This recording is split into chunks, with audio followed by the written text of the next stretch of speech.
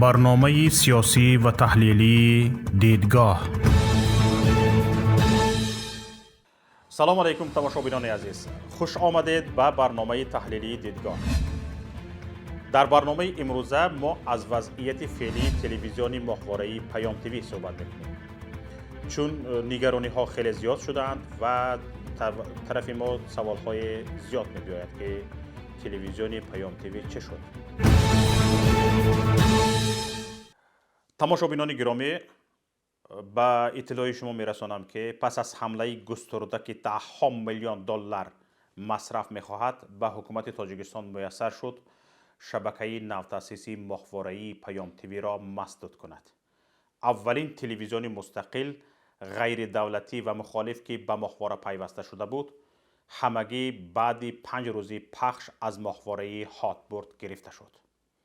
هرچند حالا پخش برنامه‌های پیام از ماهواره ایتلسات جریان دارد، مردم کشور از آن کمتر استفاده می‌کنند و فراگیر نشده است. تماشابینان گرامی، برنامه‌های پیام تیوی هرچند در ماهواره هاتبورد مسدود شده است، اما در ماهواره ایتلسات جریان دارد. شما می‌توانید فرکانس ما را دریافت کنید و اگر خواهشمند این باشید که برنامه‌های ما را پیگیری کنید، توسط ماهواره ایتلسات ما را دریافت کنید. حکومت تاجیکستان مثل اینکه در فوتبال با قاعده‌های باکس می جنگد. حمله مقامات تاجیکستان بر رسانه‌ها و محدود کنی آزادی بیان با کار گرفتن از راه‌های جنایی چیزی نو نیست.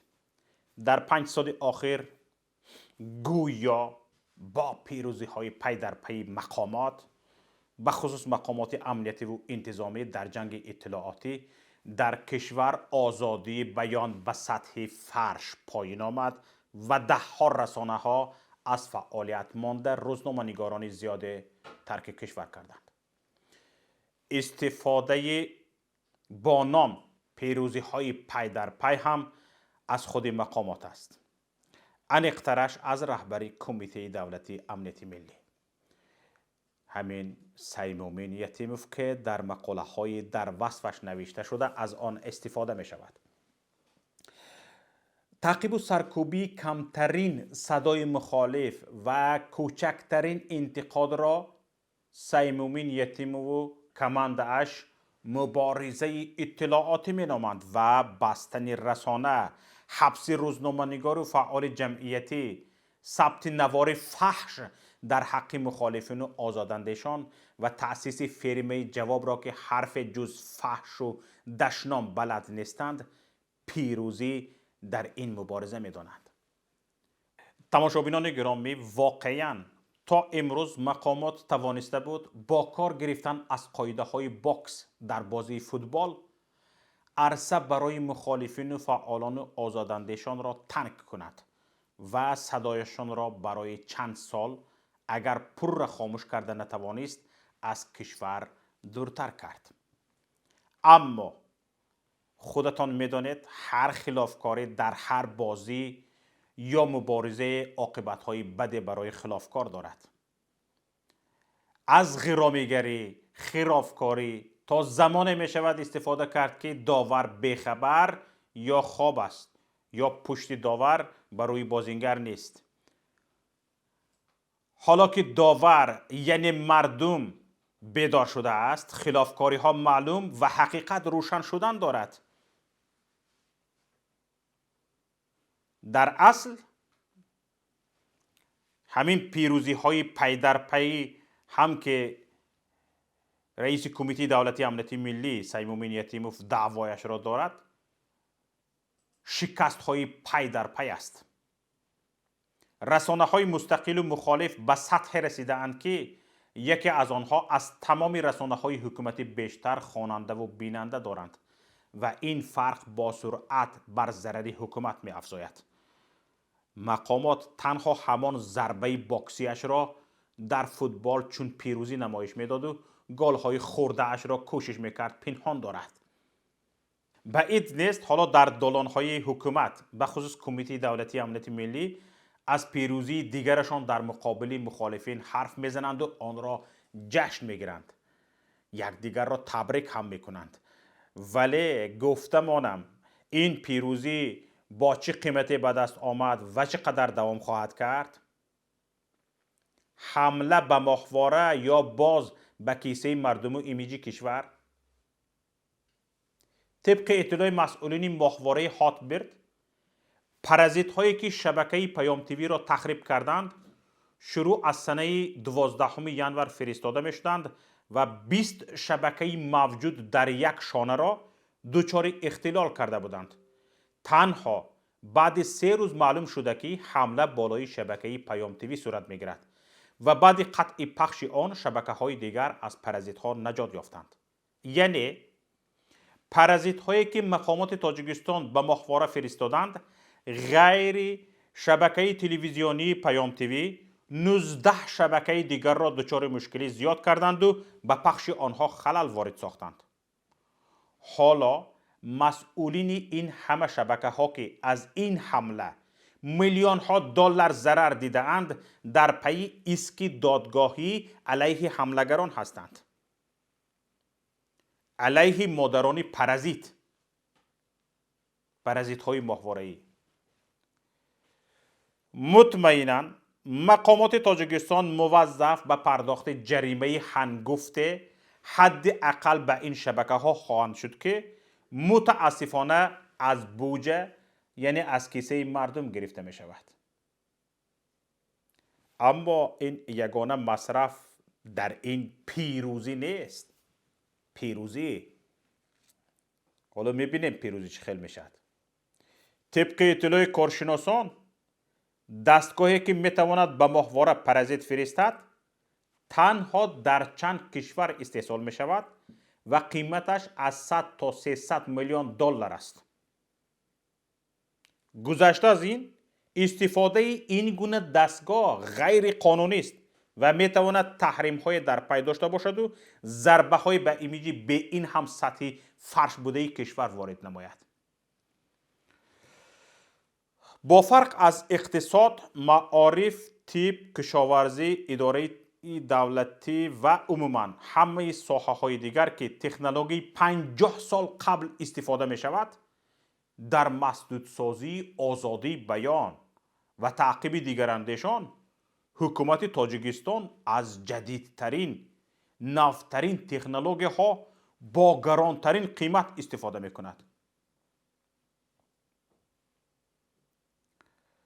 ما هم تصمیم داریم بعد به دست آمدن جزئیات بیشتر به دادگاه های بین المللی، سازمان های حقوق بشر و مقامات کشورهایی که از آزادی بیان در سطح جهان دفاع می کنند مراجعت کنیم. ما تا آخر پافشاری خواهیم کرد که این حمله ناجوانمردانه به پاسخ جامعه بین المللی نماند. همچنین ما به زودی به ماهواره دیگری که دیدنش برای مردم تاجیکستان آسانتر است برمیگردیم. مانع‌گذاری به فعالیت رسانه ها در داخل کشور و مسدودسازی سایت های مستقل و مخالف دیگر است و حمله به ماهواره آن هم ضرر رسانیدن به 20 شبکه خارجی دیگر است. این الکی حمله بین المللی است و پاسخش هم در سطح قانون های بین المللی داده می شود. بعید است که مقامات تاجیکستان عاقبت این بی‌عقلیشان را ندانند. ولی چرا چنین کردند؟ چرا به چنین ریسک بزرگ دست زدند؟ چی آنها را مجبور ساخت که تنها برای محدود ساختن یک شبکه کوچک نوتاسیس با ایمیج حکومت و صدها میلیون دلار ریسک کنند و بحث های دادگاهی بین المللی را به دوش گیرند؟ در اصل حتی همین یک شبکه کوچک و شاید با کمترین بودجه در دنیا میتوانست، انیقترش میتواند. حالا ما دست بردار نیستیم، ما حتما شبکه ماهواره‌ای پیام تیوی را پیاده میکنیم، دست بردار که نیستیم. همین شبکه کوچک ما میتواند تمام پیروزی های پی در پی حکومت در جنگ اطلاعاتی را به خاک نشاند، به زانو نشاند. بنابر گرانی اینترنت و مسدود بودن بیشتری سایت های مستقل و مخالف، مردم کشور دسترسی کمتری به اطلاعات الटरनेटिव्ی داشتند. بیشتری خوانندگان و بینندگان این رسانه ها نیز در خارج از کشور قرار دارند. اما تلویزیون وارد هر خاندان یا حداقل 70% آن در کشور می شود و اطلاعات الटरनेटिव्ی دسترسی هر خرد و بزرگ می شود. چنین شکل گیری کار نه تنها بر ضرر حکومت بلکه مهر ختم وجودش می باشد. یعنی صلات جنازه حکومت. نابسته از گرانترین قیمت اینترنت در جهان و مسدودسازی همه سایت ها، مخالفین توانستند معلومات را به مردم کشور برسانند و تاجیکستان شاهدی بیداری بی سابقه شهروندانش است. حالا روزانه صدها نفر به صف مبارزان و آشکارگویان می پیوندند. تا جایی که دهها رسانه آزاد و مخالفین امکان پخش و رسانیدن همه آنها را ندارند. تلویزیون باشد می تواند این سرعت را به مراتب تیزاند. با فرق از 3 سال قبل، حالا مخالفین از حالت شاک بیرون شده اند و سازمان یافته و هدفناک کار می کنند. اجازه دادن حکومت بر راه دادن شبکه تلویزیونی که حرف مخالفین را به مردم برساند برابر به اعتراف مرگش است. ما درک میکنیم حکومت را، چون در چند ماه آن همه اهرام های دروغی که در ذهن مردم ساخته است فرو می رود. همه دروغ ها فاش می شوند، همه نیرنگ ها فاش می شوند، همه فریب ها فاش می شوند. دیگر بزک نمور وقتی بهار می رسد ها کار نمی دهد. این را حکومت می داند. بزرگترین ترس حکومت هم همین رسیدن اطلاعات الटरनेटिव्ی به سراسر مردم است. این است که بزرگترین مصرف ها را به دوش می گیرد تا سد راه آن شود. اگر قبلا مخالفین تنها به انتقاد حکومت مشغول بودند، حالا مبارزه جدی‌تر شده است و برنامه‌های هم درباره آینده تاجیکستان ارائه می شوند. چنین شکلگیری کار نقشه ها و سلاح های حکومت در جنگ اطلاعاتی را بی‌ثمر می سازد و دیگر نه فرمه جواب به درد می خورد و نه محدودسازی اینترنت. حکومت می تواند از جدیدترین تکنولوژی برای پخش صدای دیگر اندیشان مخالفین استفاده کند تا پخش نشود، اما دیگر کمتر به دردش می خورد این کارها. چرا؟ چون قانونگذاری های بین المللی و نه قاعده های مبارزه اطلاعاتی به نفعش نیست. پیام تیوی حتما به هر خاندان تاجیک وارد می شود. روزهای نزدیک نصیب باشد انشاءالله. از پی این کار رفته ایستاده است. از این مبارزه های مقامات که با جنگ دانکیخوت با آسیاب بادی شباهت دارد، تنها ایمیجی به خاک خورده اش و صدها میلیون مصرف کرده اش از کیسه مردم برای مبارزه با خود مردم در یادها خواهد ماند. دیگر هیچی. مطمئن باشید. اینجا پایانی برنامه امروزی ماست. این نوار ما را به دیگران لطفاً فرستید. تگمه لایک را لطفاً پخش کنید و به کانال یوتیوبی پیام تیوی آبونه شوید. نوار را به دیگران توصیه کنید. با امید دیدار در برنامه های نوبتی. الله نگهبانتان.